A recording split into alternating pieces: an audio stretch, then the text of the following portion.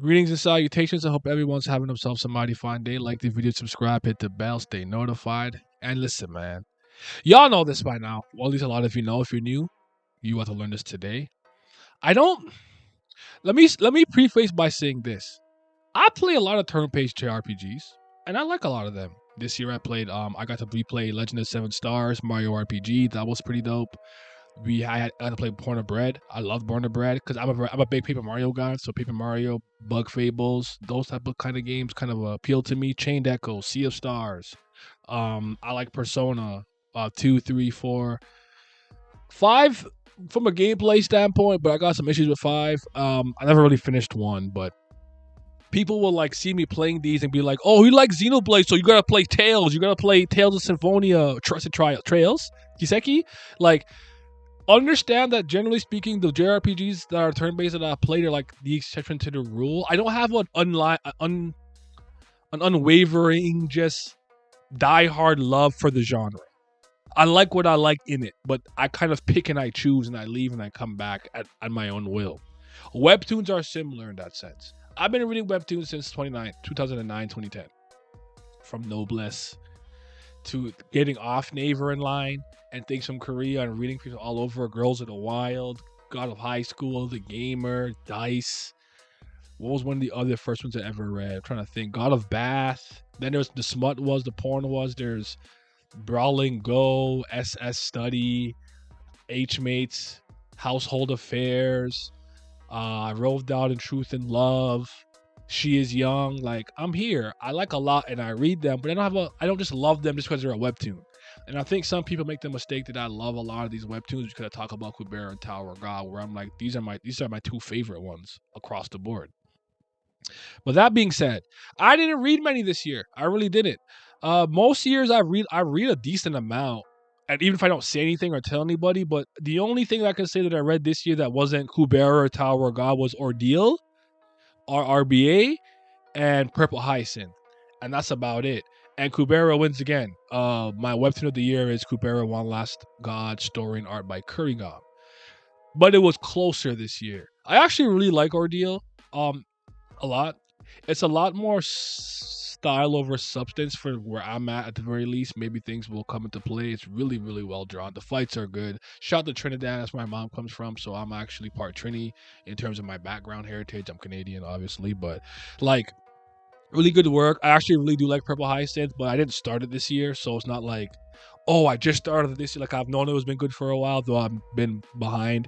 I tried Unordinary. I tried to get back into it. I just don't care anymore. I'm sorry, y'all. I just don't care about Unordinary anymore. I can't get back into it right now at the very least. But then I didn't really try any new smut was all things considered.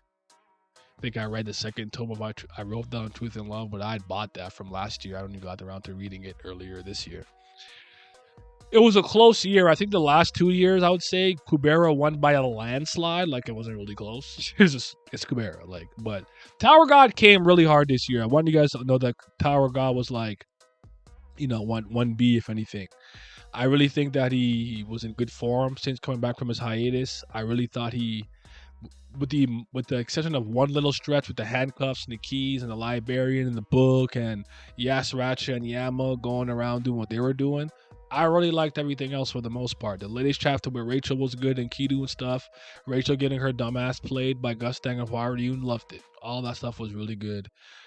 The loose like Mazzino stuff, especially the fact that two family heads are warring and they're about to get into the great match. Like there's a lot to be excited about as a Tower of God fan. It's just Kurigam's consistency, her storytelling ability and writing ability just gives it the edge for me because those are the things that I care about. And I don't judge people based on what you care about in the narrative. You might be like, I come for action. I judge when I was younger, I judged the Star Wars movies by how good I thought the lightsaber battles were. As long as you're honest and upfront about that, I don't think it's an issue. That's how you feel about it. So you feel about it. I'm not gonna get mad at you for it, but you know, it is what it is. I, in my own way, my own in a sense, well, actually, this is normal. I just judge it based on my own criteria. Like you might be, I like lore. The better the lore, the more lore, the better the story is to me. I'm a world building merchant. The better the world building and world building concepts are inside of this narrative, the more I'm going to like it. I go characters. Characters are the most important thing to me in storytelling. Then it's plots slash subplots. The central plot slash the subplots. Then whatever comes next. And Kubera is a story that really cares about the intricacies of storytelling, writing, planning before, and those things move me on a very personal level. You might not care about writing, and that's okay. You might really care about artistry, artwork. Some people have a problem with Kubera's artwork. Maybe you're one of them, and that's okay. I don't have a problem with it, especially since I've seen her improve, and I don't think she runs from the grind, making her artwork better, more vibrant, more detailed when it needs to be. I actually like the little sepia tone stuff she does, or like not grayscale. I don't know, I'm gonna say sepia for now. And then she wasn't great at action, but she works on action. Her action is a lot better. Now, I'm not going to throw her up there with the best Webtoon action choreographers and whatnot, like Gosu and things that happen even in Tower of God and Noblesse and stuff. She's not at that level, but she doesn't run from the grind. I respect that. If I can see the improvement in your storytelling and your artistry, I'm gonna give you props for it. Sometimes artists get like they get more refined with their artwork, and I like it later, but like it loses something. I'd say One Piece has lost something that I really appreciate about the pre-time skip artistry, but I'm not gonna say he got worse as an artist, but he definitely seems to be rushing a lot more than often. But I'm not here to ramble and talk about these series individually. I just wanted to do what I always do and kind of give you my end of the year awards. If you're curious about anything else, right, by the way, I'm probably still gonna make a video on it, but I don't want to make a dedicated video on it. I'm not trying to ruin my algorithm. I'm trying to keep this channel pretty much strictly Webtoon stuff for the most part. But my manga of the year is Ao Ashi. My runner-up would probably be, if I had to pick a runner-up. The JoJo Lands. Ao Ashi, then the JoJo Lands. My game of the year is Chained Echoes, followed by Sea of Stars, followed by Born of Bread. So that's the top three. Webtoon would be Kubera, Tower of God, Purple Hyacinth. Is there anything else? Favorite movie? Across the Spider-Verse, easily for me.